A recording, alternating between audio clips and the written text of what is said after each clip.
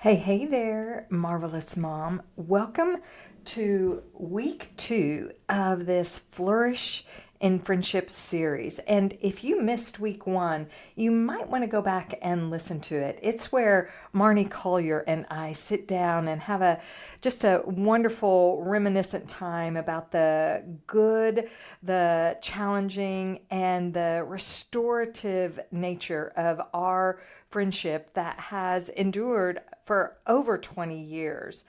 And so you will be encouraged, strengthened, and you will fall in love with Marnie. And as promised on that episode, we're going to unpack a question at the beginning of each one of these episodes that you have written in with. Today's question: why do friendships that were once so life giving start to feel so draining? And what do I do about that? Hmm. Well, I think the first thing is to notice. Notice that it's draining. Pay attention to the drain, to the feeling of that, and come to the Lord with that, first of all. I'm feeling drained, Lord, and I need your wisdom. And begin right away inviting Holy Spirit to start teaching you, because He's the one that leads us into all truth. Sometimes we can feel drained because we have too much on our plate, and it isn't about the other person at all. Sometimes we can feel drained because another person's needs are feeling overwhelming to us, and it's difficult for us to have a healthy boundary, and we're feeling drawn into what they're going through by a sense of compassion or empathy. A lot of times, a feeling of being drained will be an indicator that we need a boundary of some kind. Maybe we'll need a boundary as to how much we can actually give in a situation. Sometimes we'll need a boundary as to what belongs to whom. Maybe the emotions that we're feeling in our friend, we need to keep on recognizing that's the friend's emotions that belongs to them. So I hear you. I agree. We've been told John 15:13, greater love has no one than this, that he lay down his life for his friends. So boundaries and laying down your life for your friends, how do you manage both of those realities? That's such a good question. Well, I think that first and foremost, when Jesus is asking us to lay down our lives for our friends, we need to recognize that He and He alone is the one sacrificial lamb for all mankind. I will never be the sacrificial lamb. He deserves all the honor as the lamb. Laying down our life for a friend, it means sacrifice, but it doesn't mean losing your whole being into that friendship. It's going to be inconvenient at times. It's going to be messy at times. It's going to be uncomfortable at times. And laying down your life may mean honesty, it might mean vulnerability, it might be feeling with, it might be refusal to put up a wall, but it does not mean that you are giving up your whole being so that the relationship can drain you dry. Let me start with a confession.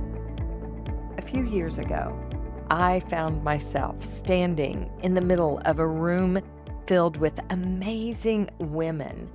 We were smiling, making small talk, catching up, but I had this ache that I couldn't explain. I'd recently moved to a new city, gotten married, left the nonprofit I'd poured my heart into, and survived COVID's isolating grip. From the outside, my life looked full, but inside, I was feeling the sharp sting of loneliness. I didn't know it at the time. It didn't make sense. I had people around me, texts, likes, meeting, mom groups, but something essential was missing. I even shared it with my husband, and he had the same thought I did. How could I, Misty Hughes, celebration coach, dream champion, encourager, lover of Jesus, lover of people, be lonely? Have you ever felt like that? Like you're surrounded, but still alone? You're not the only one. In fact, in 2021, 12% of U.S. adults said they didn't have a single close friend. That number was only 3% in 1990. One researcher even found that poor quality friendships are more dangerous to your health than smoking a pack of cigarettes a day. Wow. So, why is this happening to us? And what can we do about it? That's what we're tackling in this episode and throughout the next 4-part series. Because here's the truth. You were created for connection. You were designed to flourish in friendship. During this series, I will take you on the journey of exploring friendships with me through the questions I ask and the stories that I tell, believing that as we travel together through the mysterious, often bumpy road of women's friendships, we'll all be empowered in new ways to stop the epidemic of loneliness. So stick with me, sister. I promise this will be the soul reset you didn't know you needed. Welcome to Mom2Mom Mentoring, the podcast for kingdom-minded moms like you who are juggling careers, calling, and carpool, and still craving peace, purpose, and deep connection with Jesus. I'm your host, Misty Hughes, a certified leadership coach, speaker, podcast host, and founder of Lead Her Ministries. I serve overwhelmed Christian moms who are trying to live, lead, and love with intention in every area of life and feel like they're failing in every area of life. Today's show is for you if you've ever said or thought, I have people, but I still feel alone. Or I'm strong for everyone else, but who's strong for me? If this episode resonates with you at any point, please leave a review. It helps other women like you find these conversations so they know they're not alone. And don't forget, if you're ready to rediscover who you are and realign your life with what matters most, I have a Discover coaching program, and it's open. The journey is especially powerful if you've realized, like I did, that your ache for connection is really an invitation to grow in your capacity to love. You'll find the link to schedule a free clarity call in the show notes. Okay, Mama, grab that coffee off the counter, or maybe it's the half-eaten granola bar from your toddler's plate, and throw in your earbuds while folding that mountain of laundry, waiting for the school pickup line, or sneaking in a solo grocery trip. Let's have a real heart-to-heart about friendship today. Let's be real. Friendship in adulthood isn't as easy as it used to be. Motherhood is consuming. Careers are demanding. Family life stretches you thin. Friendships don't just happen anymore. They take intention. What makes it even harder is that no one ever taught us how to be good at friendship. Simon Sinek says, there are entire industries to help us be better leaders, better parents, better partners, but nothing to help us be better friends. Even though God created us for relationship, Genesis 2:18 points that out when it says, it is not good for man to be alone. We often try to handle life alone, or we expect friendships to just fall into place. We have this fairy tale dream that in the midst of diapers, dishes, and deadlines, our BFF will knock on the door with a latte and say, hi, I'm your new best friend. But in reality, friendship takes time, vulnerability, and intentionality. Our grandmothers had front porches and church potlucks. They had roots and rhythms and rituals that made friendship natural. Spaces where laughter lingered in the air and casseroles communicated that they really cared for one another. We have garage doors and Google calendars where moments are scheduled and fleeting. But friendship still calls us to slow down and be present, to create space for connection, even in a disconnected world. Building friendships in today's world is possible, but Mom, you have to work at it. Our hyper-connected digital world is starving us for real life connection. If you'd like to understand the art of connection better, listen to podcast episode 56, Why Christian Marriages Struggle Even When You Keep Talking. Now, don't let the title fool you. This episode is all about connection, and in it, you'll find some action steps to help you build connection, starting with connecting with God and yourself. During this 4-part series, I've asked women to write in with their friendship questions. So we're going to tackle a question in each podcast. Today's question: why do I feel lonely when I have people in my life? Mom, proximity isn't intimacy. Being surrounded isn't the same as being seen. Loneliness isn't always about being alone.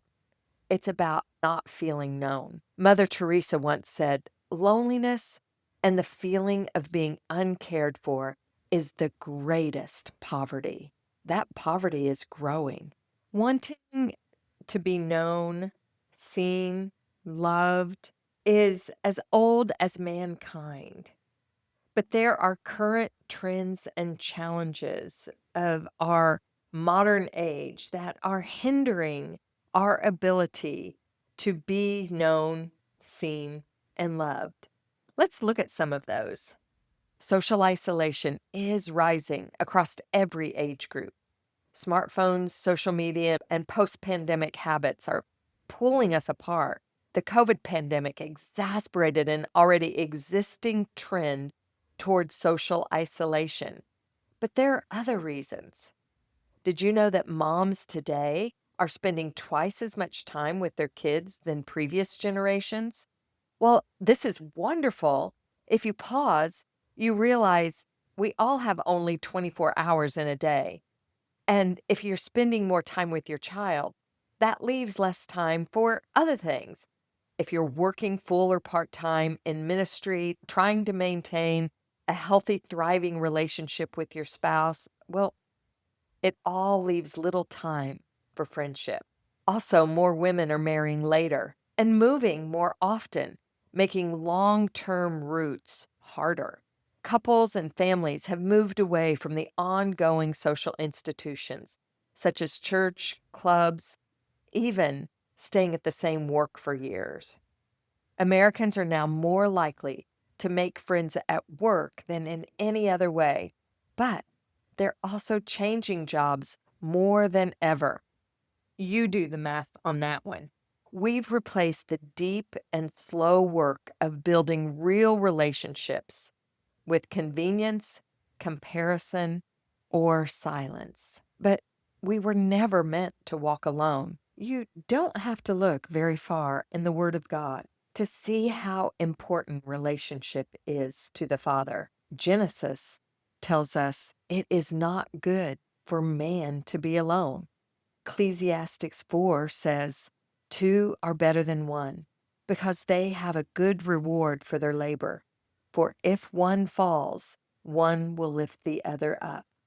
Proverbs 27, 9 and 10 tells us oil and perfume make the heart glad, and the sweetness of a friend comes from his earnest counsel.